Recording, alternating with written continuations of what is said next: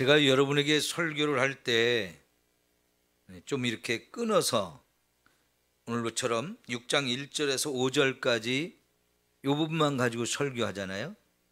그리고 다음 주에는 또 6절부터 10절까지 또 이렇게 보게 될 건데, 우리가 성경을 읽을 때는 이렇게 읽는 게 아니죠. 어떻게 읽습니까? 앞에서부터 이렇게 쭉 이어서 보잖아요. 그 얘기는 뭐냐면요, 우리가 성경을 이해할 때에도 오늘 우리가 6장 1절에서 5절을 보지만 이 부분을 앞에서부터 쭉 연결시켜서 이 말씀을 보아야 정확하게 이해가 되고 해석이 될 수 있다 하는 겁니다. 그러면 다음 주에 6절에서 10절을 본다고 하면 그 부분도 앞에서부터 계속 흘러오는 그 문맥의 흐름을 따라서 이해를 해야 정확하게 이해가 되겠죠? 네, 여러분, 이런 훈련이 필요합니다. 여러분이 성경을 스스로 읽을 때도 그렇고 설교를 들을 때도 그렇고 앞에서 한 말씀이 무슨 말씀인지 그거를 생각해 보면서 오늘 말씀을 생각하는 게 정확한 이해가 돼요. 가끔은 이런 문맥을 딱 무시해버리고 어떤 부분만 똑 떼가지고 이렇게 말을 하게 되면 본문에서 말하고자 하는 것과는 전혀 딴 판으로 이해할 수가 있죠. 그러죠? 사람의 말을 서로 대화를 주고받을 때에도, 그러니까는 우리가 대화를 하는 중에 뭔가 한 말씀만 가지고 꼬투리를 잡아서 공격하게 되면 말하기가, 서로 대화하기가 어렵죠. 그죠? 물론 실수를 해서는 안 되겠지만은 실수가 아닌 것이라도 이렇게 문맥 서로 대화를 주고받는 그 상황 속에서 저 사람이 말하고자 하는 의도가 뭔가 이걸 파악해야지, 그냥 뭔가 하나 말 꼬투리만 잡고 공격을 하려고 하면은 이거는 진짜 같이 대화하기가 어려운 거잖아요. 마찬가지입니다. 특별히 하나님의 말씀을 우리가 잘 이해를 해야 되는데, 그러기 위해서는 항상 문맥의 흐름을 살펴보고 거기서 말씀하려고 하는 의도가 뭔지 이거를 잘 깨달아야 되겠죠. 자, 그러면 여러분, 우선 6장 1절에서 형제들아, 사람이 만일 무슨 범죄한 일이 드러나거든, 요게 이제 오늘 첫 번째 말하고자 하는 의도예요. 특별히 형제들아라고 우리를 부르고 있고요. 또 그 다음에 두 번째 줄 끝에 보면 신령한 너희는 온유한 심령으로 그런 자를 바로잡고 그랬죠. 우리를 향해서 신령한 사람이라고 얘기를 하고 있어요. 자, 그래서 우선 이 이야기는 교회 공동체 안에서 우리가 서로가 서로를 대할 때 어떻게 대할 것이냐, 이런 이야기를 지금 다루게 되는데, 첫 번째 오늘 말씀하는 것은 함께 신앙생활하는데 교회 안에서 누군가 죄를 범했다는 거예요. 이런 경우에 우리는 어떻게 할 것인가 하는 걸 이제 가르쳐 주는 내용이거든요. 자, 그럴 때 지금 좀 전에 말씀드린 것처럼 이 말씀을 우리가 제대로 이해하려면 앞에서부터 무슨 말을 해왔는지 살펴보면서 그 흐름 속에서 이 말씀을 봐야 돼요. 그러면 5장 1절에서부터 지금 이 이야기가 계속 진행되어 왔어요. 그러면 5장 1절에서 한 얘기가 뭡니까? 자, 다시 읽어봐요. 시작. 그리스도께서 우리를 자유롭게 하려고 자유를 주셨으니 그러므로 굳건하게 서서 다시는 종의 멍에를 매지 말라. 첫 번째 우리에게 말씀하신 것은, 저와 여러분이 예수를 믿고 구원받았을 때 그것은 우리에게 예수님이 자유를 준 거라고 그랬죠.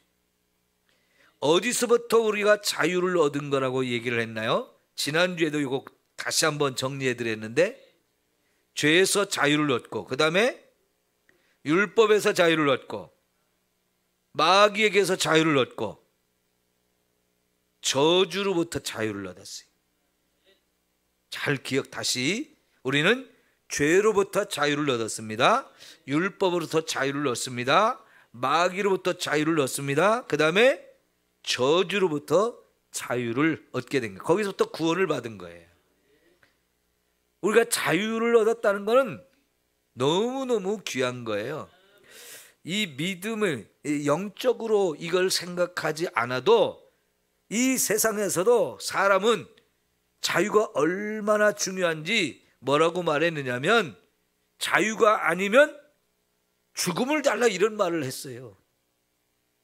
유럽에서 처음 이 자유라고 하는 것을 얻기 위해서 사람들이 투쟁을 벌이고 막 혁명을 일으키고 이럴 때 그걸 반대하는 사람은 끝까지 이들에게 자유를 주지 않고 종으로 삼고 억압하고 착취하려고 하면서 계속 해방을 시켜주지 않고 자유를 주지 않으려고 했어요. 그래서 자유를 얻으려고 하는 사람들과 자유를 주지 않으려고 하는 사람들 사이에 이 굉장히 목숨을 걸고 서로 죽이고 죽이는 이런 싸움을 하면서 결국은 자유를 얻고자 하는 사람들이 이겼습니다. 왜냐하면 자유를 얻고자 하는 사람들 마음속에 자유가 너무 귀하니까요. 자유가 아니면 죽음을 달라. 그 얘기는 자유를 얻는데 목숨까지 거는 거예요. 그럼 여러분, 죽기 살기로 달려드는 사람 이기는 거 쉽지 않잖아요. 그죠? 죽기 살기로 목숨을 걸고 달려드는 사람한테는 두려운 게 없어요.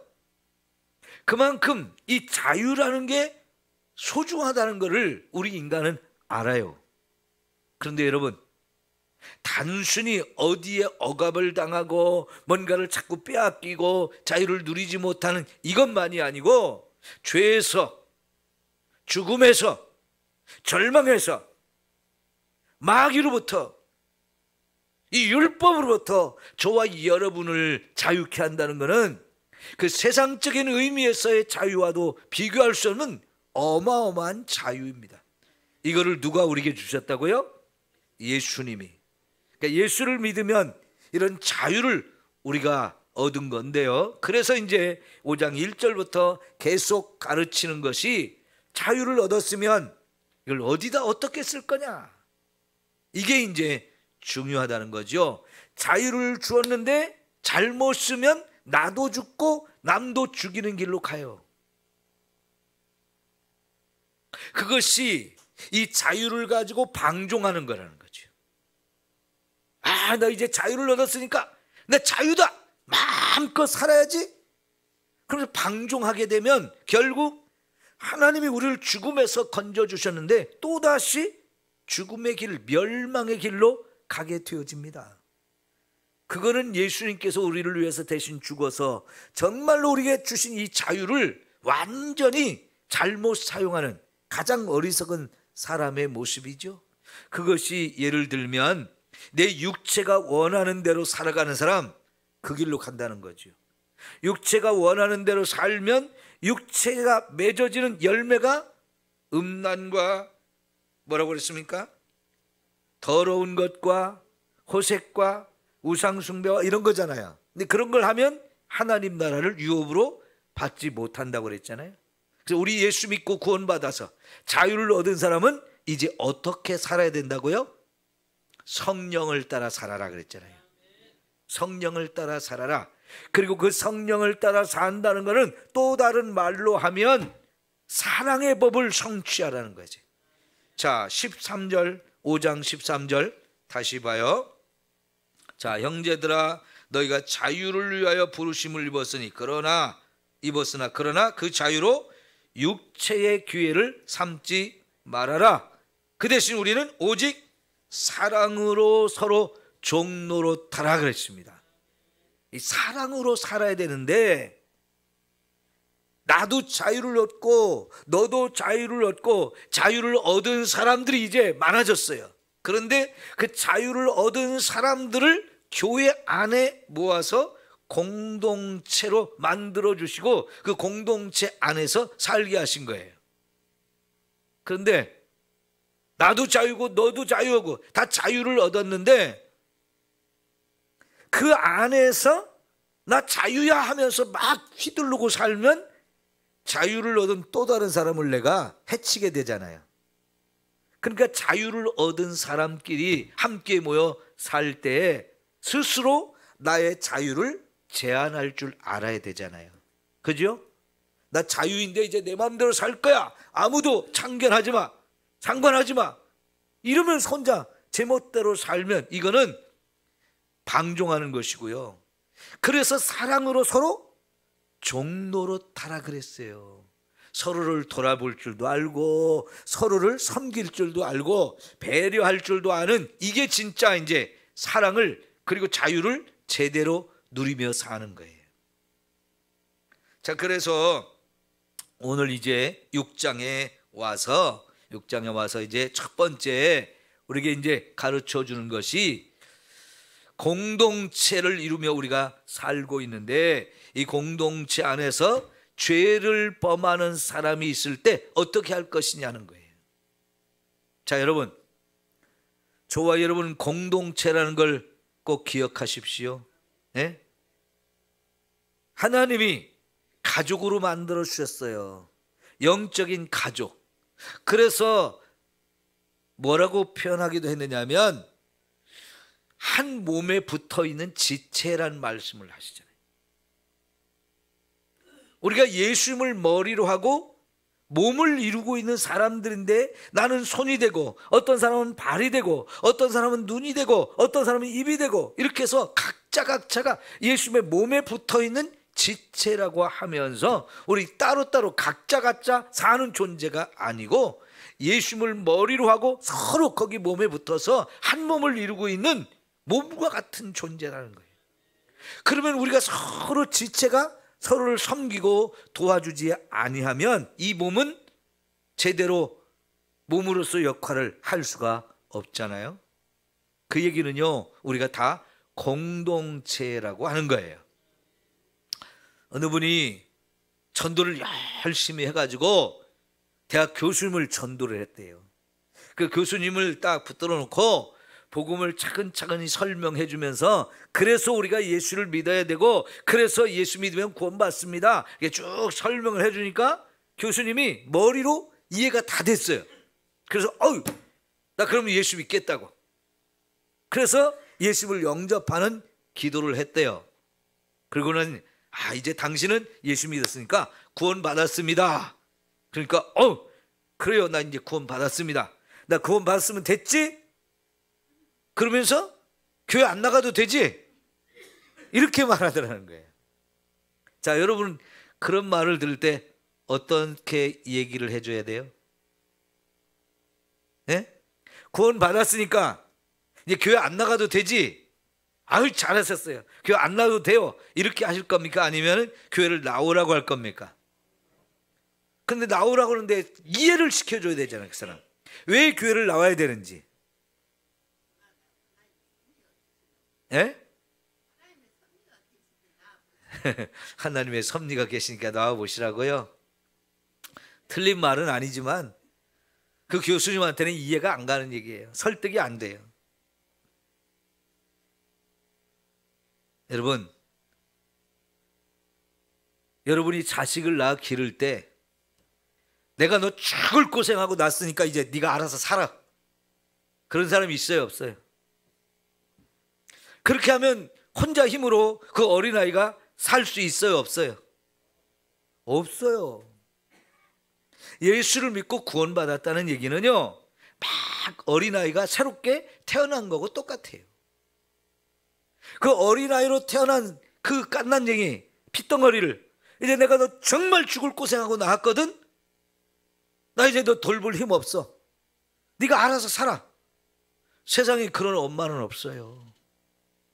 내가 죽을 고생을 해서 낳은 자식이 내가 안 돌보면 죽을 건데 그거 죽게 내버려 둘 수 없잖아요. 그러니까 엄마 아빠가 가정을 이루고 막 열심히 사랑으로 길러줘야 그게 자라면서 제 역할을 하는 거지, 지가 알아서 살 수 있는 사람 한 사람도 없어요. 제가 여러 번 말씀드렸잖아요. 돼지나 소는요, 엄마가 낳으면 금방 지가 알아서 돌아다녀요. 예? 지가 자기 발로 걸어 다녀요. 근데 사람은 어때요? 태어났다고 자기 발로 걸어 다녀요? 1년이라고 하는 기간을 최소한 이렇게 길러줘야 그때서야 이제 한 발 두 발 뛰잖아요.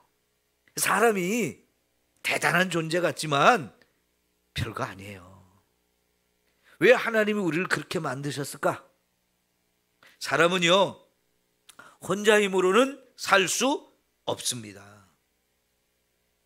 같이 살아가야 하는 거예요. 누군가 서로 사랑하면서, 누군가 서로 돌보면서, 그러면서 같이 살아가야 우리가 살 수 있는 존재지, 태어나자마자 내 힘으로 팍 살아간다? 그게 안 되는 게 인간이에요. 너 혼자 힘으로 살 수 없고 서로 돌보면서 서로 사랑하면서 함께 살아야 되는 존재라는 걸 하나님은 그렇게 우리를 만드셨어요. 그래서 가정이라는 걸 만들고 부모가 돌보고 형제가 있어서 서로 사랑하는 것을 배우고 그러면서 같이 살아가게 만드셨거든요. 여러분, 교회를 하나님이 만드시고 우리에게 그 교회 속에서 신앙생활을 하게 하는 이유가 뭘까요? 그 속에서 우리가 서로 사랑하면서 돌보면서 그래야 우리 믿음이 자라는 거지요. 여러분, 교회에 있다 보니까 꼴 보기 싫은 인간들이 자꾸 생겨요. 왜? 여기 말씀처럼 범죄한 일이 드러나거든요. 자, 물어볼게요. 우리 여기 계신 분들이 신앙생활 30년 이상 하신 분들이 많아요. 30년 이상 신앙생활 하신 분, 난 지금까지 교회에서 신앙생활해서 죄 한 번도 안 지었어, 이런 사람이 있어요? 신앙생활 오래 하니까 죄를 안 짓더라고, 그런 사람이 있어요? 없죠. 그러면 여기 누군가 범죄한 사람이 드러나거든 이러면요, 어떤 특별한 사람만 죄 짓는 게 아니고 여기는 저와 여러분이 다 해당돼요. 그죠? 다 해당돼요. 왜 그럴까요? 지난주에 본 말씀에 답이 있어요. 자유를 주었는데 그 자유를 가지고 내 육체가 원하는 대로 살아간다는 거예요. 구원을 해줬는데 여전히 내 육체가 더 큰 노릇을 해가지고 나를 자꾸 지배를 해요. 그래서 육체가 원하는 대로 따라가는 이런 사람이, 모두가 우리가 그런 과정을 거쳤죠. 지금도 또 그렇게 내 육체가 살아서 나를 자꾸 죄의 길로 끌고 가려고 하잖아요. 근데 이 육체를 따라가는 게 왜 문제가 돼요? 그 육체는 죄의 오염이 됐어요. 그래서 육체를 따라가다 보니까 음행과 더러운 것과 호색과 우상숭배와 주술과 원수 맺는 것과 당짓는 것과 분쟁하는 것과 시기와 분냄과 이런 것들이 자꾸 올라온다는 얘기죠. 이 육체를 가지고 우리가 살잖아요. 여전히 죄로 오염되어진 이 육체가 우리 안에 있는데요, 내가 그걸 따라 살면 결국은 너나 할 것 없이 교회 안에 있는 저와 여러분도 죄를 질 가능성이 많아요. 그랬을 때 내가 죄를 지은 당사자가 되면 여러분 어떤 심정일까요? 첫째는 죄송하고 부끄러워서 어쩔 줄을 모르겠죠. 그래서 숨기고 싶고 감추고 싶고 안 그런 것처럼 위장하고 싶은 마음 다 있습니다. 그런데 그게 드러나요. 그죠? 그러면 그게 드러났으면 또 그 다음부터는 우리가 무슨 마음을 갖습니까? 부끄럽고 창피하지만 다 나를 용서해 줬으면 좋겠어. 다 나한테 좀 내가 이렇게 죄를 지을 수밖에 없는 연약한 인생이라는 거 이해해 줬으면 좋겠어. 그럼에도 불구하고 또 나를 기회를 주고 내게 사랑을 베풀었으면 좋겠어. 다 그런 마음 같지 않을까요? 맞아요.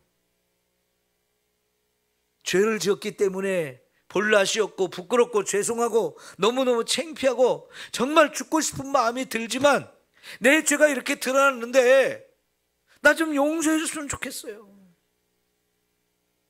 그럼에도 불구하고 나한테 관심 갖고 나 좀 끌어안아주는 사람이 있고 나를 사랑해 주는 사람이 있으면 얼마나 감사하고 좋을까요?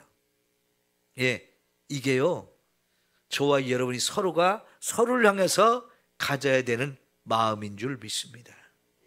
그래서요, 이렇게 무슨 범죄한 일이 드러나거든 신령한 너희는 그랬어요. 신령하다는 얘기, 다른 말로 하면 우리가 성령 받은 사람이라는 거예요. 성령의 인도하심을 따라 사는 사람이라는 거예요. 앞에서 5장 16절에서 26절까지 마지막 절까지 지난주에 봤던 것이 육체를 따라 살 거냐 성령을 따라 살 거냐, 이 두 가지가 우리가 항상 싸움이 있다고 그랬죠. 근데 우리가 성령을 따라 살아야 승리하는 삶인데, 이제는요 내 안에 성령님이 오셨기 때문에 저와 여러분이 얼마든지 성령의 인도하심을 따르기만 하면 성령의 열매를 맺는 자리까지 갈 수 있거든요. 예수 믿는 저와 여러분 다 성령 받았죠? 그래서 신령한 사람이라고 말하는 거예요. 그러면 성령께서 저와 여러분이 뭘 가르치시냐, 뭘 가르쳐 주느냐, 그런 사람 바로 잡아주라는 거예요. 바로 잡아주라. 바로 잡아주라는 얘기는 그 사람이 죄를 졌는데 막 덮어주자, 감춰주자, 죄가 없는 것처럼 숨기자, 이런 얘기는 아니에요. 그 사람도 자기가 잘못했다는 걸 깨달아야 되죠. 그리고는 거기서 완전히 돌아서게 해줘야죠. 이게요, 죄를 지으면서도 내가 그 죄를 범했다는 걸 모를 때가 있어요. 또 알면서도 계속 그 길을 갈 수도 있어요. 어리석고 미련해서. 그럴 때 더 이상 그렇게 살면 안 된다고 가서 책망도 하고 지적도 하고 이렇게 하면서 빨리 돌아키라고, 회개하라고, 이렇게 우리가 역할을 해주는 사람이 필요하거든요. 근데 여러분 그건 쉽지는 않죠. 여러분 구약 성경에 수많은 선지자들이 그런 역할을 했어요. 백성들에게 와서 혹은 왕에게 와서 당신이 한 일이 잘못했다고. 나단 선지자가 다윗을 찾아와서 그랬잖아요.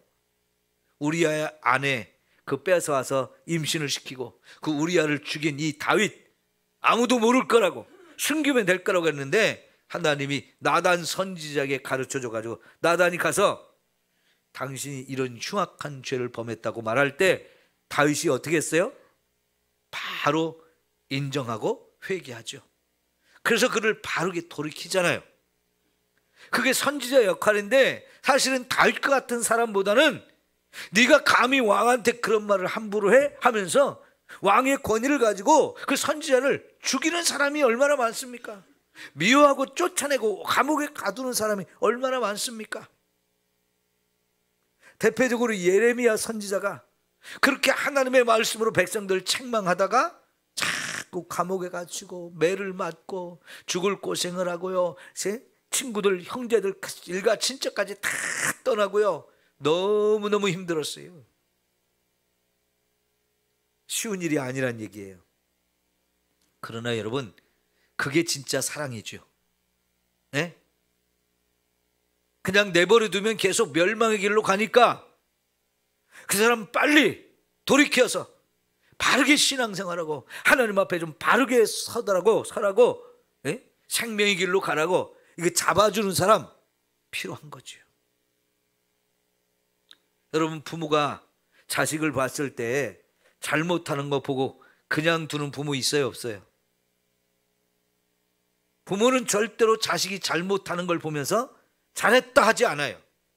그게 잘못이라는 걸 확실하게 가르쳐주고 책망하면서 때로는 매를 쳐서라도 그 잘못된 습관, 그거 안 된다고 따끔하게 벌을 줘서라도 가르쳐서 바른 길로 가게 만들잖아요. 왜 그래요? 그 사랑이에요, 아니에요? 그게 사랑이죠. 그죠?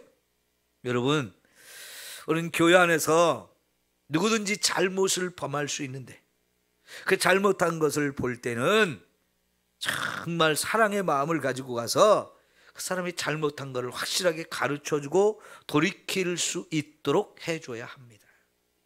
이게 진짜 교회예요. 이게 살아있는 교회예요.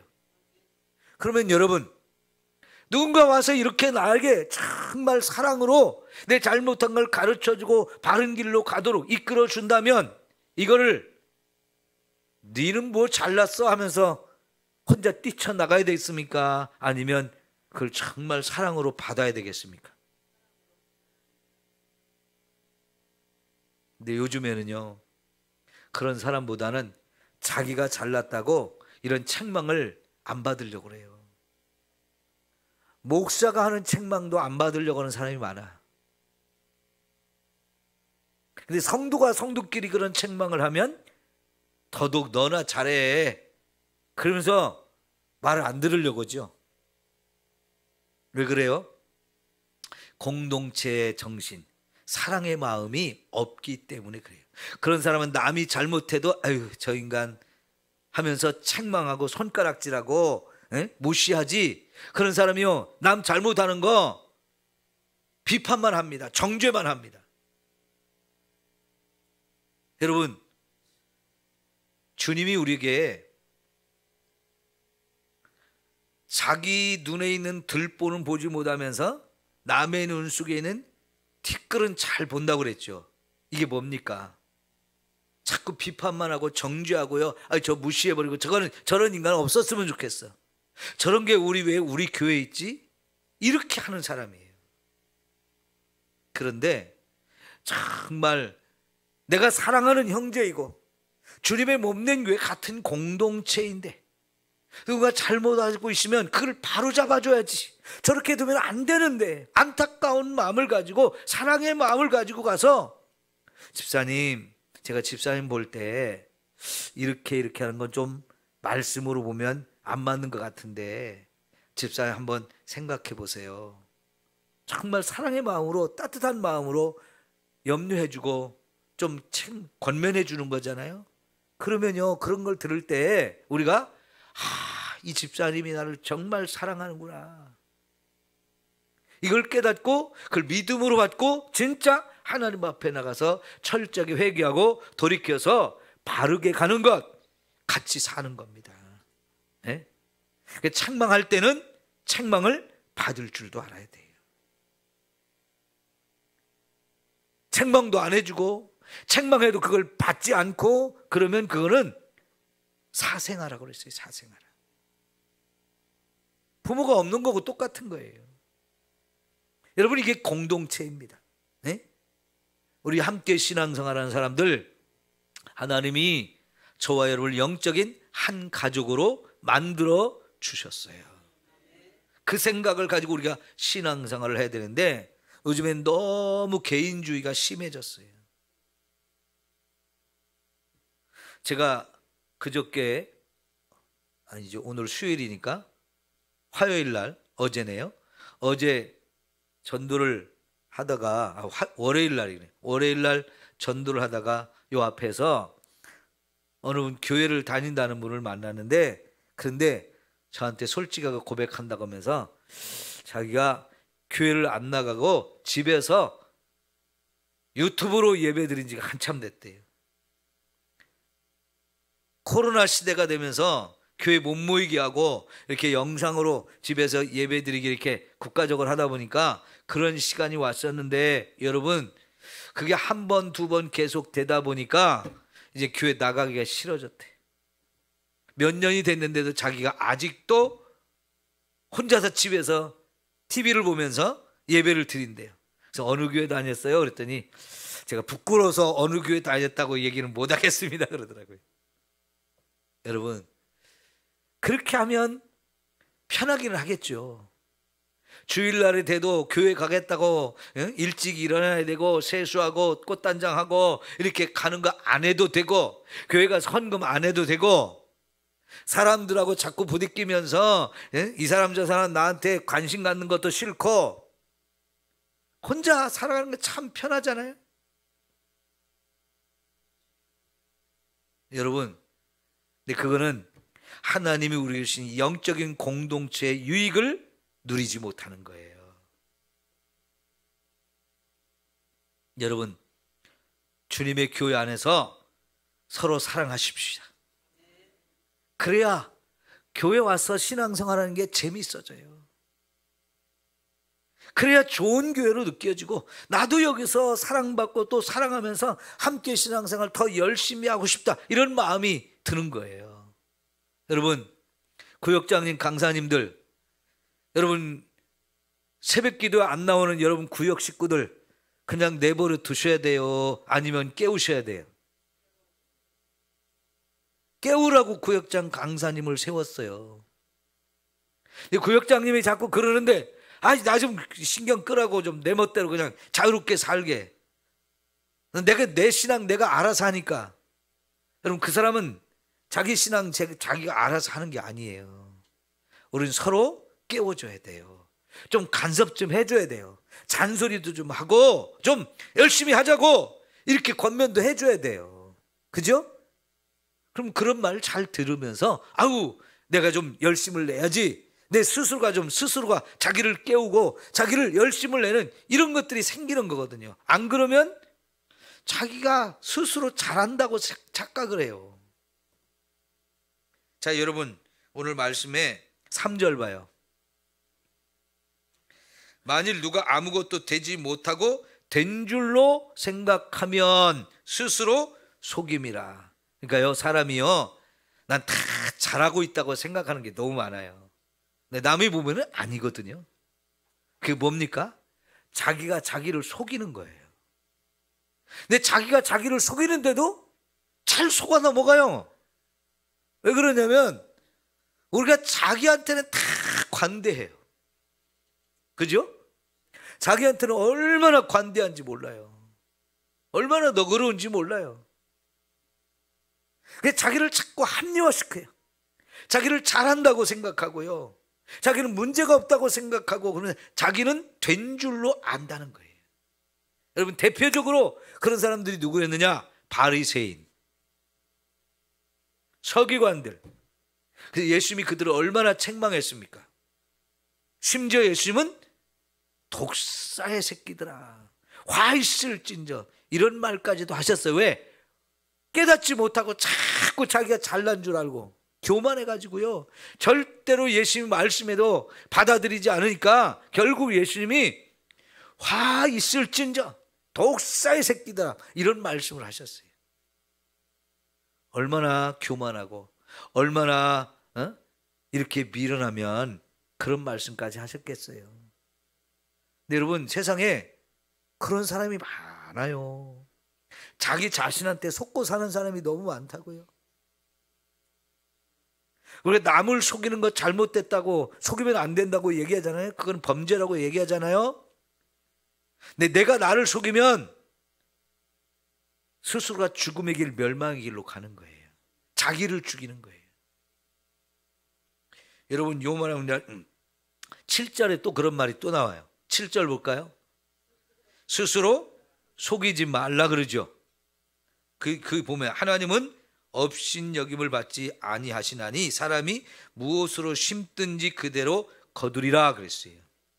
심은 대로 거두는데요, 심지도 않고 거두려고 하는 사람들이 세상에 많잖아요. 그죠? 여러분, 나라에서 어려운 사람 복지정책을 실시하는 건 잘하는 거지만 복지정책도요, 받는 사람 입장에서 조심해야 돼요. 자꾸 받는 거 좋아하면 심지도 않고 자꾸 거두기를 바라는 거거든요. 그래서 복지병이라는 게 있어요. 나 이제 국가에서 복지정책을 통해서 자꾸 이것저것 지원해 주는데 이왕에 지원해 주는 거 다 받아 먹을 수는 있습니다만은 거기에 안주하면 병이 들어요. 더 많은 거 안 주나? 좀 더 잘해주지 않나? 자꾸 그런 기대를 하게 되고요, 안 해주면, 내가 원하는 대로 안 해주면 불평이 생기고 원망이 생겨요. 정부가 뭐 하는 거야? 왜 이렇게 엉망이야? 우리 힘들어 죽겠는데. 그래서 자꾸 더 바라기만 한다니까요. 그러니까 여러분, 사람이 심어야 거두는데 심지도 않고 거두려고 하는 거, 이거 뭐라고 한 거예요? 스스로 속이는 거라는 거예요. 스스로 속이는 거라는 거예요. 그러니까 우리가 이 세상에서 내가 내 자신을 속이며 사는 게 참 많거든요. 그러니까 여러분, 누군가 옆에서 말해주면 들을 줄 알아야 돼요. 그 사람은 왜 나한테 그런 말을 할까요? 나 사랑하기 때문에, 나 걱정하기 때문에 그러는 거예요. 저도 이렇게 설교를 할 때 뭔가 좀 그런 말은 안 했으면 좋겠다 싶은 거를 제가 하기도 해요. 근데 제가 해놓고도 난 잘했다라고 생각할 때가 있어요. 그런데 집에 가면 어김없이 제 집사람이 한마디 합니다. 그런 말 안 했으면 좋겠다. 그러면요, 기분이 확 상해요. 기분이 확 상해요. 그런데 아무 말도 안 해요, 제가. 왜요? 옳은 말을 하거든요. 근데 감히 누가 나한테 목사님 설교 그렇게 하면 안 됩니다, 그럴 사람이 여러분 가운데 있어요? 그런 게 여러분이 제가 설교할 때 느껴도 저한테 와가지고 그런 말 안 하시잖아요. 근데 누가 그런 말을 저한테 할까요? 저 집사람이 해요. 그런 때 사실은 속으로 뜨끔합니다. 네, 맞아, 내가 실수한 건데 그런 말 안 했어야 되는데. 그럴 때가 종종 있어요. 저희 집사람이 그런 얘기 안 해주면 저한테 그런 말 할 사람이 없어요. 그러면 어떻게 될까요? 점점 그런 게 심해질 수밖에 없어요. 브레이크를 한 번씩 밟아주는 사람이 필요한 거잖아요. 옆에서 브레이크 밟아주면 고맙다고 해야 돼요. 그런 사람이 나를 살리는 사람이에요. 감사한 사람이에요. 여러분, 아까 말씀드렸죠? 저와 여러분이 다 이 범죄한 일이 드러나는 당사자가 될 수 있다고요. 그렇죠? 내가 그 사람이 될 수 있다고. 내가 가능성이 우리한테는 다 있다고 그랬죠? 근데 옆에서 누가 그거 그러면 안 되는데 하고 한마디만 해줘도 정신이 번쩍 나야 돼요. 그래, 이거 잘못한 거야. 나 이거 빨리 고쳐야지. 이러면서 여러분, 우리가 바로 세워지는 이런 은혜가 우리 공동체 안에서 있어야 됩니다. 근데 그렇게 할 때도 사실은 정말 사랑으로 해야지 비판하고 정죄하려고 하면 안 되겠죠? 사랑으로 해야 돼요. 그래서 여러분, 2절 봐요. 시작. 너희가 짐을 서로 지라. 그리하면 그리스도의 법을 성취하라. 그리스도의 법을 성취하라. 이 그리스도의 법이 뭐죠? 예수님께서 우리에게 주신 법이 딱 하나예요.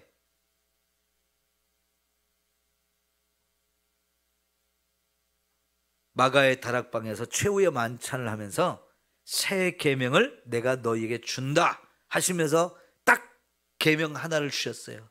그게 무슨 법이에요? 너희가 서로 사랑하라는 거예요. 이게 그리스도께서 우리에게 주신 법이에요. 그러니까 우리가 신앙생활 하면서 교회 안에서 이 그리스도의 법, 서로 사랑하라고 하는 이 말씀대로 우리가 순종하면서 정말 서로가 서로를 진심으로 사랑해야 할 줄 믿습니다. 여러분, 우리 구역 안에 누가 아픈 사람이 있어요.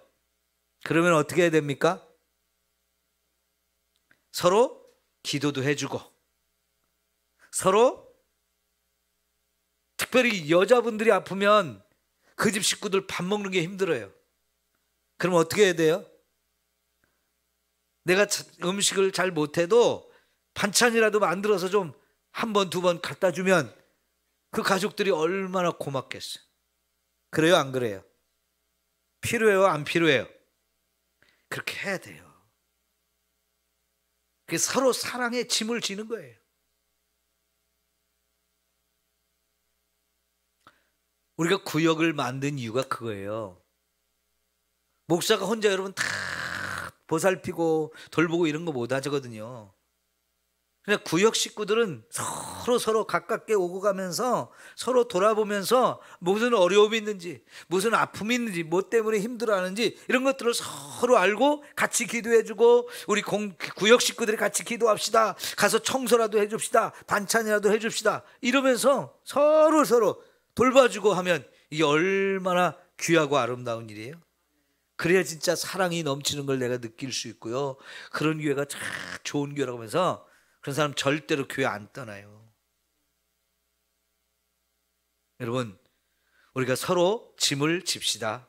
예? 내 짐도 지고 남의 짐도 지고 갈 수 있는 이런 사람이 진짜 사랑이 넘치는 축복이 있어요. 여러분, 군대 가면요 전우회가 생길 때가 있어요. 40km 행군을 하는데 낙오자가 생겨요. 네? 40km 행군이 정말 어렵거든요. 50분 걷고 10분 쉬었다가 또 4km 걷고 50분 걸으면서 4km 가요. 그러면서 힘드니까 10분 쉬었다가 또 50분 걷고 이걸 하는데 처음에는 다 같이 출발하지만 가다 보면 약한 사람도 있고 아픈 사람도 있고 하다 보니까 낙오자가 생기거든요.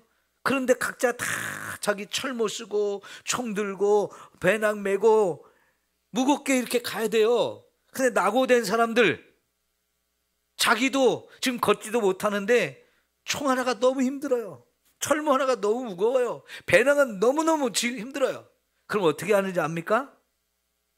쌩쌩한 사람들한테 하나씩 맡기는 거예요. 넌 총 들고 가. 너는 철모 들고 가. 너는 배낭 짊어지고 가. 근데 그렇게 같이 지고 간다고요. 왜? 그 사람 나고 싶고 여기 떨어뜨려 놓고 갈 수는 없잖아요. 그 사람도 끝까지 같이 가야 되는 내 동료이거든요. 내 전우이거든요. 그런데 조금 힘이 좀 남은 사람, 조금 건강한 사람이 그 사람이 쥐고 있던 짐을 나눠지는 거예요. 그리고는 결국 목표 지점까지 가다 보면 이게 전우회라는 게 생기는 거예요. 저 사람이 나 힘들 때 이렇게 내 짐을 같이 쥐어줬다는 거. 저 사람이 내가 못 걸을 때 어깨 동무하고 같이 나를 부축해서 같이 가줬다는 거. 이런 걸 자꾸 경험하다 보면요 진짜 저 인간 싸가지였고 저 인간 막 이가 갈리고 그러던 인간도요 이게 전우구나.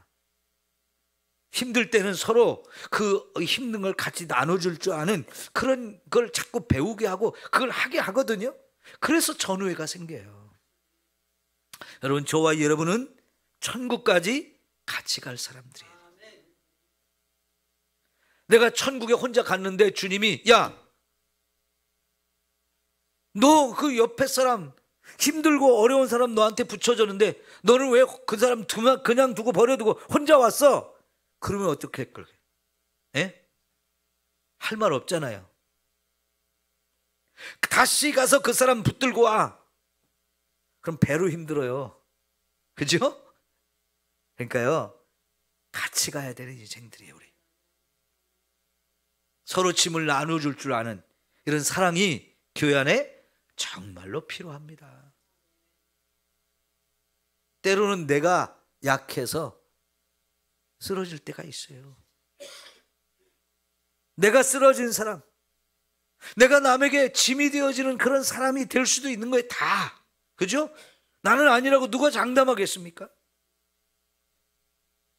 그럴 때 서로가 서로에게 힘이 되어줄 수 있다는 거. 하나님이 저와 여러분을 그래서 서로 사랑하라라고 말씀을 하신 거예요. 이게 최고의 법이고요. 주님은 딱 이 한 가지 법을 저와 여러분에게 주시고 그렇게 살아가라고 말씀을 하십니다. 남이 잘못한 걸 보면서 자기 자신을 살펴면서 나는 저렇게 하지 말아야지.